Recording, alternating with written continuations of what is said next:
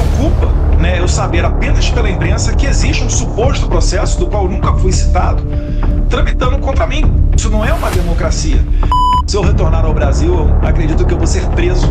Eu acho que não é muito difícil você imaginar isso hoje. E eu sei que eu sou o pior pesadelo dele. Eu sou a única pessoa que conseguiu levar consequências reais a pessoa mais poderosa do Brasil. Enquanto eu estiver respirando, eu estarei trabalhando para levar consequências ao Alexandre de Moraes e a toda a sua família.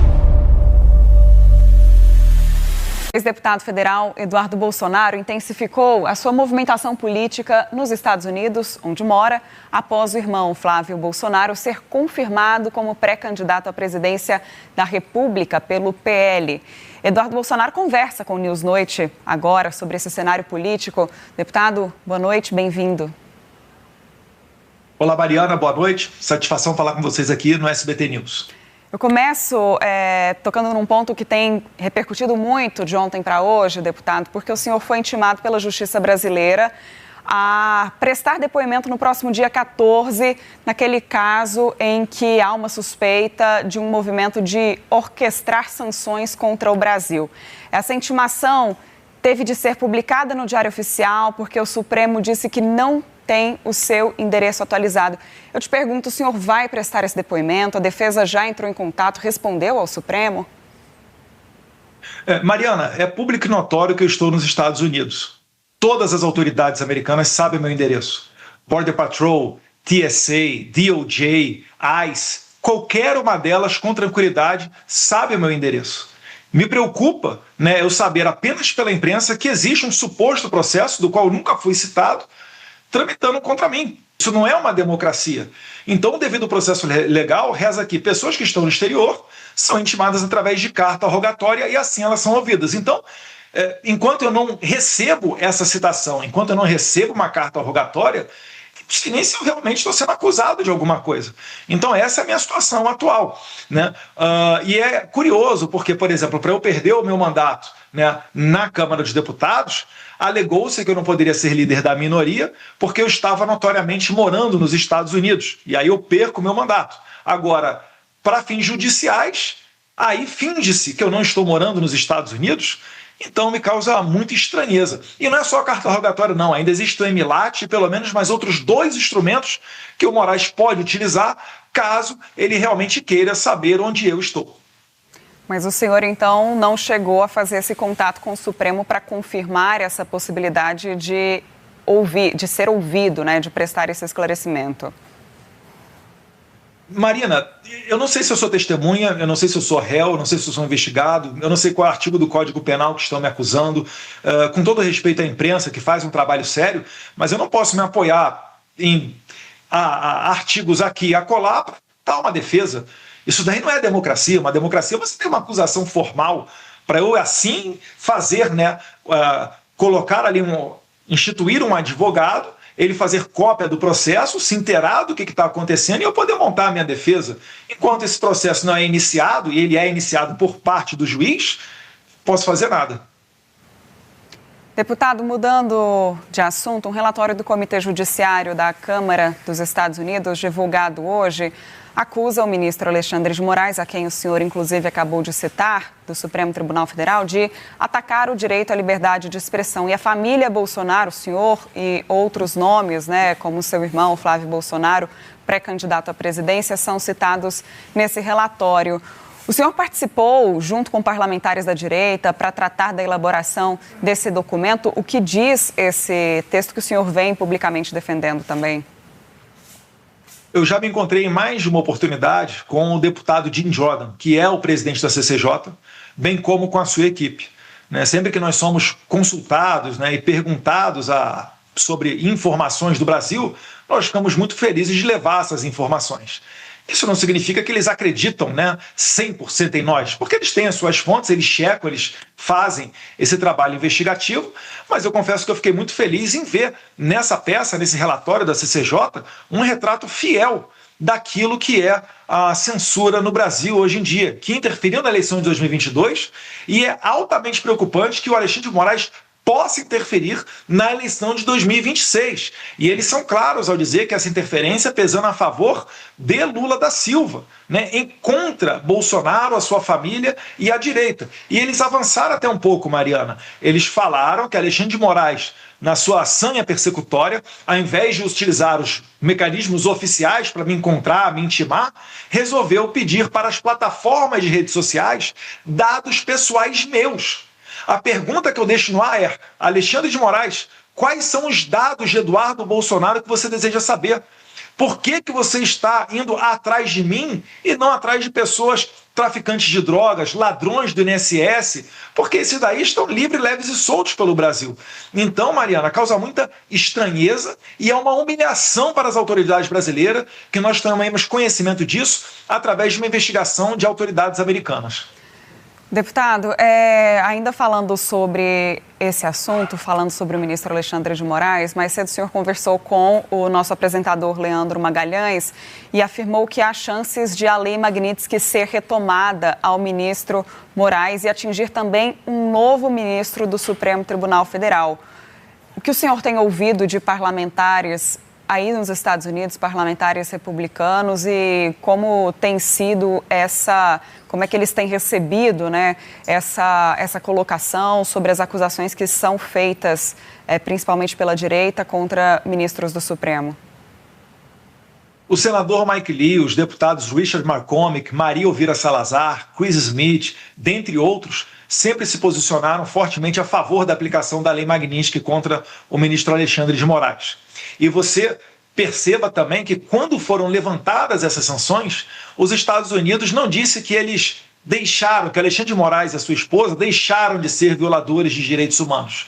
Eles apenas falaram que por uma conveniência política estariam suspendendo essas sanções.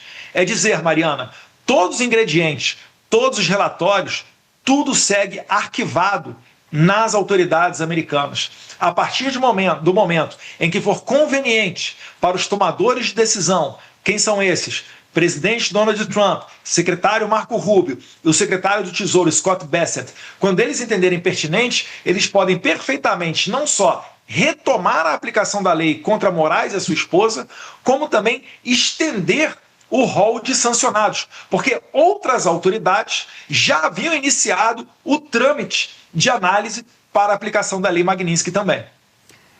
Deputado, só seguindo nesse assunto, o STF, falando dessa denúncia contra o senhor, sobre essa possibilidade de um depoimento no dia 14, por unanimidade, né, o ano passado, só para a gente relembrar aqui, o STF aceitou a denúncia da PGR no inquérito que apurou a atuação do senhor junto ao governo dos Estados Unidos para promover o tarifaço o tarifaço contra as exportações brasileiras, melhor dizendo, a suspensão de vistos, e aí a gente fala justamente sobre a Lei Magnitsky e de ministros tanto da Suprema Corte como também de ministros do presidente Lula, ministros do governo federal. O senhor não teme que novamente essas acusações sejam imputadas ao senhor diante dessas reuniões, desses encontros que o senhor tem tido com parlamentares norte-americanos? Negativo, Mariana, não tenho temor nenhum. Seguirei trabalhando para levar responsabilidade e consequência a todos os violadores de direitos humanos. Eu só faço apenas aqui, abro apenas um parêntese, Mariana, porque eu nunca advoguei pelas tarifas. Quando as tarifas vieram, eu falei apenas que talvez tenha se aberto uma janela de oportunidade para pressionar a elite brasileira a bater na porta do STF, a ir à porta do ministro Alexandre de Moraes. Lamentavelmente, eles preferiram vir aqui nos Estados Unidos. Então, essa parte das tarifas eu nunca apoiei. Você não vai encontrar vídeo nenhum meu na internet falando, né, desejando a tarifa ao Brasil. Agora, com relação a essas outras sanções de perda de vistos, né, e aplicação da Lei Magnitsky, eu trabalhei ativamente. Agora, eu sou só o mensageiro. Eu não tenho o poder da caneta e tampouco, né, sou tão poderoso a ponto de manipular o presidente Donald Trump. Então, o certo seria, se esse processo realmente quisesse enxergar algum tipo de coação, que na verdade não houve, até porque eles criaram a narrativa de que eu trabalhava pela absolvição do meu pai, eu também nunca falei isso, e o meu pai ao final do processo foi condenado, ou seja, não resultou em nada essa fictícia intimidação que o Alexandre de Moraes diz sofrer, mas se esse processo fosse minimamente justo, ele deveria colocar no banco dos réus presidente Trump, secretário Rubio e secretário Bessent. Não fazem isso porque não têm coragem para fazê-lo. Esse processo ao qual o senhor responde e foi intimado a depor no próximo dia 14, ele pode também te deixar inelegível. Eu queria mudar um pouco nossa conversa para falar sobre o cenário eleitoral, sobre as perspectivas para as eleições agora de outubro, porque caso o senhor seja absolvido nesse processo, o senhor pretende voltar ao Brasil para se candidatar nesse ano? Mariana, o Brasil não está em condições democráticas para me ter aí, não. Se eu retornar ao Brasil, eu acredito que eu vou ser preso. Eu acho que não é muito difícil de você imaginar isso hoje. O regime já mostrou a sua crueldade, condenando a mais de 14 anos a senhora Iracina Goshi, Ada Gilza, dentre vários outros. Levou à prisão e sentença de morte do Clezão. Colocou Jair Bolsonaro com 27 anos de cadeia nas costas. Então, acho que hoje em dia não dá mais para dizer que tem nenhum ingênuo nesse jogo. Se tivesse a oportunidade, certamente o Moraes teria me colocado na papuda. Então, a decisão mais acertada da minha vida foi estar aqui no exterior. E eu já abri mão de muita coisa, Mariana. Eu já não sou mais deputado. Eu daqui a pouco, deve sair aí a minha demissão da Polícia Federal, a minha conta a esposa está bloqueada. Então, o mínimo que eu posso fazer é levar o maior dor de cabeça possível para esses ditadores, o que eu chamo de tiranete de beira de estrada. Então, pode ter certeza, enquanto eu estiver respirando, eu estarei trabalhando para levar consequências ao Alexandre de Moraes e a toda a sua família. Falando um pouco sobre essa estratégia adotada pelo senhor ao escolher viver nos Estados Unidos, inclusive hoje... Eu não escolhi, eu fui obrigado, Mariana. Hoje o estrategista... Se eu pudesse, eu estaria no Brasil como deputado federal. Desculpa. Só voltando aqui, retomando a pergunta, o estrategista político Jason Miller, que é bem próximo ao presidente Donald Trump, postou hoje nas redes sociais uma foto ao lado do senhor e também de Flávio Bolsonaro. Eu queria entender de que forma o senhor acredita que essa movimentação política da direita aí nos Estados Unidos pode influenciar o processo eleitoral aqui no Brasil. A atuação do governo americano já interferiu na eleição brasileira. Quando o governo Joe Biden mandou o chefe da CIA, o secretário de Defesa e outras altas autoridades no momento próximo da eleição de 2022, ele fez isso de maneira na surdina para pressionar o presidente Bolsonaro e altas autoridades do governo Bolsonaro a reconhecer o resultado eleitoral. Quando nós tivemos a eleição de 2022, estava jorrando o dinheiro da USAID para combater, supostamente, a desinformação no Brasil. E depois nós vimos o próprio ministro Barroso admitindo, confessando que pediu ajuda ao Departamento de Estado americano para as eleições brasileiras. Então, isso daí, Mariana, é que foi um verdadeiro golpe, isso aí é que foi uma verdadeira interferência, e graças a Deus que hoje em dia a gente tem o Trump como presidente dos Estados Unidos, porque o dinheiro da USAID já acabou, e o tempo de envio de diplomatas e altas autoridades para pressionar o Brasil, isso daí também já acabou. É por isso que ele estava mandando de maneira pública o oficial do State Department, Darren Beattie, para o Brasil. Primeiro, para acompanhar um evento da Embaixada Americana sobre minerais críticos, mas também para ter encontros e entender o processo eleitoral brasileiro. Porque ele foi impedido de vir ao Brasil. E olha só a que ponto nós estamos. Estamos com a CCJ dos Estados Unidos publicando um relatório falando que existe censura no Brasil e há uma preocupação com relação à lisura da eleição desse ano, que pode ser decidida tal qual foi a eleição de 2022, por uma margem inferior a 2%. Então o Brasil corre um sério risco de ter as eleições pela primeira vez na história sendo não reconhecidas pela autoridade referência em liberdade mundial, que é os Estados Unidos. É importante a gente só pontuar que a CCJ na Câmara norte-americana ela é liderada justamente por um parlamentar que é do mesmo espectro político, da direita e também do presidente dos Estados Unidos, Donald Trump. Seguindo aqui com a nossa entrevista, deputado, o ministro Alexandre de Moraes, que a gente já vem citando, determinou também que a PGR e a defesa do senhor se manifestem após a divulgação daquele vídeo durante a CPAC em que o senhor disse que vai mostrar o vídeo para o seu pai, o ex-presidente Jair Bolsonaro. Ficou um mal-entendido nesse vídeo, gerou muita discussão nos bastidores também. Esse vídeo chegou a ser chegou a ser exibido de alguma forma, citado ao ex-presidente? O que exatamente o senhor quis dizer naquele momento? Só abrir um parênteses rapidamente, Mariana. O Jim Jordan, ele sim é do espectro político de direita, que é o mesmo espectro que o nosso, mas tudo aquilo que está no relatório é verdadeiro, né? As informações são dificílimas de serem rebatidas e eu estou aguardando ver alguém rebater, porque as informações são muito robustas e verdadeiras que estão ali. Com relação ao vídeo do CPEC, eu apenas fiz um vídeo e disse que mostraria ao meu pai.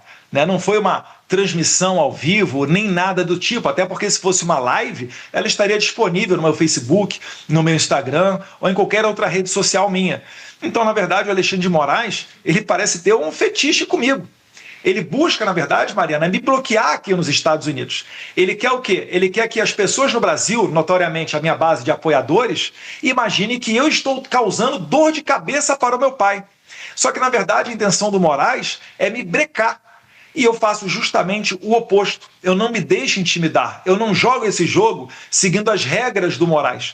Porque senão eu vou acabar sendo preso, eu vou acabar metendo os pés pelas mãos. E eu sei que eu sou o pior pesadelo dele. Eu sou a única pessoa que conseguiu levar consequências reais a pessoa mais poderosa do Brasil. Então, não houve nenhuma ilegalidade naquele ponto, né? O Moraes, ele não pretende, teve o nosso acesso às redes sociais, até porque senão ele teria aberto uma investigação contra o senador Flávio Bolsonaro, que em 21 de março fez o mesmo tipo de conduta, gravando um vídeo dizendo que mostraria ao nosso pai, e nada disso aconteceu com o Flávio Bolsonaro. Agora, inclusive nos bastidores, muito se fala sobre as rusgas entre o senhor e a ex-primeira-dama Michele Bolsonaro. Até alguns aliados, alguns parlamentares do partido do PL chegaram a dizer aos nossos analistas aqui no SBT News que esse movimento mostraria, deixa explícita uma certa discordância que existe entre o senhor e a ex-primeira-dama. Como é que está essa relação de vocês agora com o ex-presidente Jair Bolsonaro cumprindo essa prisão domiciliar e Michele tendo uma voz mais ativa por estar ao lado dele durante todo o período dessa prisão? Olha, eu acho que discussões e debates, eles sempre ocorrem, né? Nem dentro de casa eu sou unanimidade. Às vezes eu perco ali para minha filha, minha mulher votando contra mim, né? Então a minha relação com a Michele é uma relação boa, né? É claro, quando ela começa a ter o seu trabalho político, né, eleitoral, voltado para as suas candidatas, por vezes isso vai acontecer, não só comigo, mas com várias outras pessoas pelo país. E é natural. A gente tem que resolver isso daí internamente, e eu acho que é dessa maneira que eu vou tratar esse assunto. Evitar, né, trazer muito para o público para não ter muita matéria de jornal a ser publicada de maneira errônea. Opa, caiu aqui a minha... A gente segue te ouvindo, eu acho, deputado. Eu vou fazer a pergunta, se o senhor escutar, o senhor me responde, enquanto a gente tenta restabelecer a imagem do senhor. Mas só para a gente encerrar essa entrevista, a gente sabe que o ex-presidente Jair Bolsonaro está em prisão domiciliar, mas segue sendo muito influente, até mesmo por ser o presidente de honra, né, do Partido Liberal, ao lado de Valdemar Costa Neto. O próprio presidente do partido deixa muito claro que Jair Bolsonaro deve definir muita coisa, muitos candidatos, todas essas escolhas devem passar por ele. Como é que o senhor avalia essas decisões do partido e a forma como está se dando essa formação das chapas em todo o Brasil que vão concorrer aí às eleições? E eu digo não só em relação à chapa de Flávio Bolsonaro, né, que concorre à presidência, mas também nos estados que vão eleger governadores, deputados, senadores. Olha, o partido ele é muito heterogêneo, né? Acabou que fiquei sem nitidez, mas agora vai assim mesmo.